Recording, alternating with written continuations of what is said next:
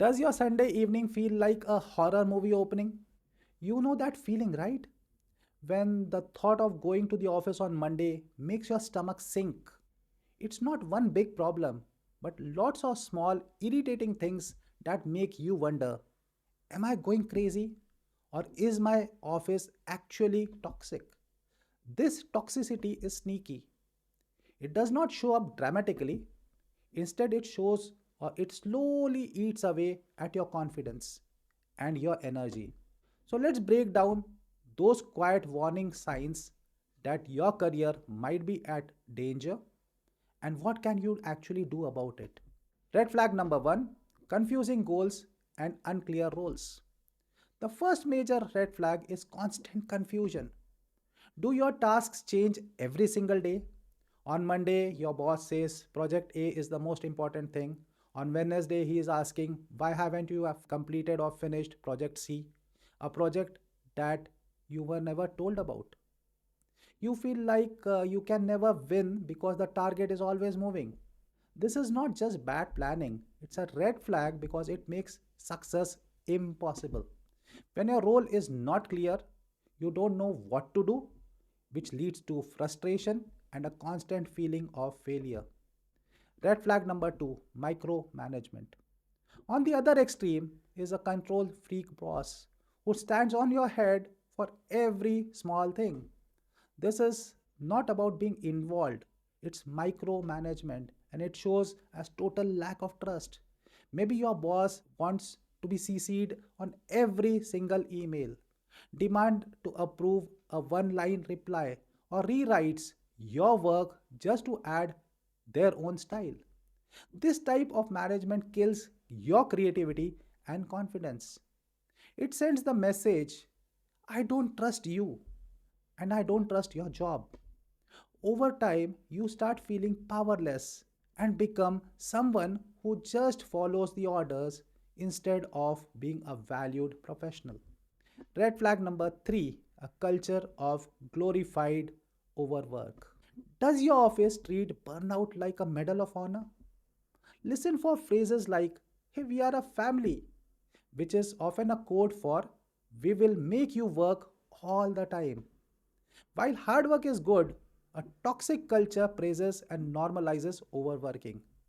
You see it when people are expected to answer emails at all hours, work on weekends without warning, and are made to feel guilty for taking their earned vacation days.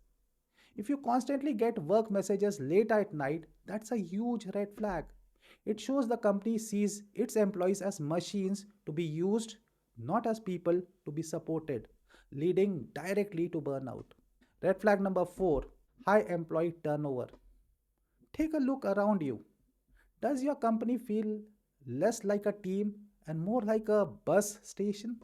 High employee turnover is one of the clearest signs that something is seriously wrong. People don't leave jobs where they feel valued and happy. If your office is always onboarding new employees while others are quietly leaving, it's a symptom of bigger problems that the management is really not fixing. Maybe you have noticed the job ad for your own position is reposted every single month. That's not a coincidence.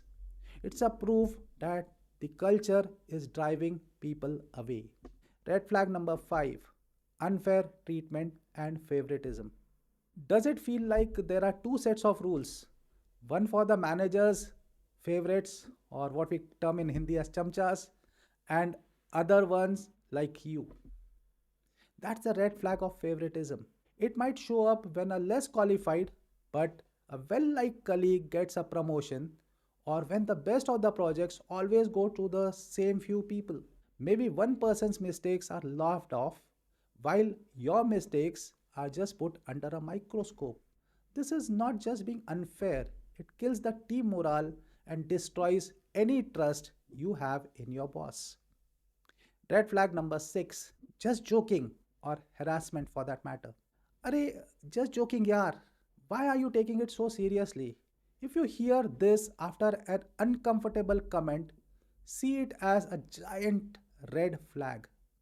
It really is a giant red flag. Harassment often starts with comments that are passed off as jokes. These can be remarks about your personal life, your appearance, or humor that feels sexist or offensive. When these comments are ignored, it's an early sign of a toxic workplace. This signals that respect is not a priority and allows such bad behavior to get worse.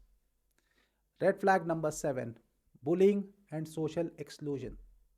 Sometimes toxicity is about what is not being done. Bullying and making someone feel isolated are powerful weapons in a toxic workplace. This might look like being consistently left out of key meetings, being deliberately removed from important email chains, or feeling the conversation stop at the moment when you enter the room. These actions are subtle and designed to make you feel powerless and invisible. Sometimes this is a tactic known as quiet firing, where a manager tries to make your life so miserable that you quit on your own. Red flag number 8, disengaged leadership. Think back to your job interview. Did the manager seem bored, distant, and uninterested in your career? That's a huge red flag. If they didn't care about you when you were trying to get into the company, they definitely won't care once you are an employee.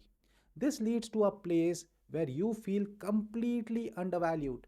You might have a manager who never has time for meetings, gives zero useful feedback, and shows no interest in your professional growth. A lack of support from your boss is a clear sign that you are on your own. Red flag number 9, fear of retaliation. The single biggest sign of a toxic work culture is silence caused by fear. Do people avoid speaking up or give honest feedback in meetings? It's probably because they are afraid of what will happen to them. This fear is often real. Retaliation can be subtle, like being taken off a project you enjoy or suddenly getting a bad performance review right after you raise the right issue.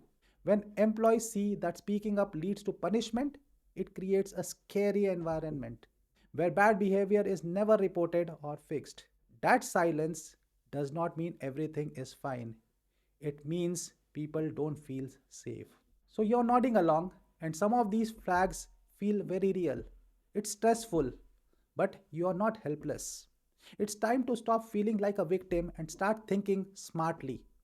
And here are a few things that you can do right away. First, start with a work diary and document everything. This is absolutely critical. For every incident, write the date, the time, the people involved, and exactly what happened. This turns your gut feeling into a documented timeline. It gives you solid proof that you can use when you are talking to HR or just want clarity for yourself. Second, set firm boundaries and focus on what you can control. You can't change a toxic manager, but you can control your reaction. If you get emails after work hours, it's okay not to reply until the next morning. Protect your personal time. If you are given confusing goals, ask for clarification in writing. A simple, to make sure I focus on the right priority, could you please confirm which task to do first, puts the ball back into their court. This is not being aggressive, it's about professionally protecting your peace of mind. And finally, start quietly planning your exit. This does not mean you have to quit tomorrow, but you should shift your mindset from stuck to prepared. Update your resume, casually browse job portals, reach out to a few contacts in your network. Knowing you have an escape plan is empowering. It gives you the sense of control and hope that a toxic job is designed to take away. So, if any of these red flags feel familiar to you, please share your experience in the comments. You'd be surprised how many others are going through exactly the same thing, and your story might just help someone else feel less alone. And of course, if this was useful, give it a thumbs up and subscribe for more content on building a career that you truly deserve. I will see you in some other video.